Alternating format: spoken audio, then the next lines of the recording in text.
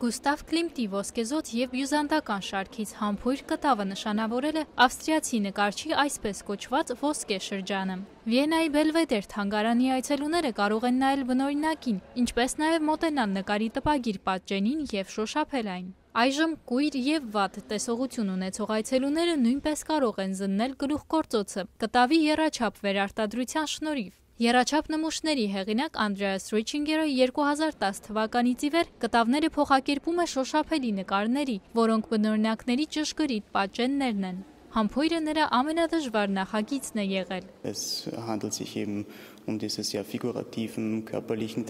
Նկարում շատ են ինչպես գեղանկարչական, այնպես էլ չափազանց հարթ և զարդապատ տեղամասերը, ուստի անհրաժեշտ էր գտնել ծավալային և հարթ մասերի վերարտադրողական լավագույն եղանակը։ Դա նրան հաջողվել է։ Համենայն դեպս Դոմինիկա Ռադիչը այդպես է կարծում։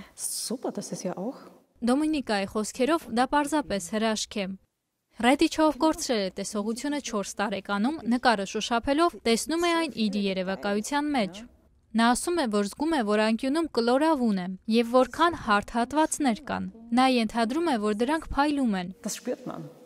Ռիչինգերի հմուտ աշխատանքի շնորհիվ Կլիմտի համբույրը այժմ կարող են ըմբոշխնել նաև տեսողության խնդիրներ ունեցող այցելուները։ Ամերիկայի ձայն, Վաշինգտոն։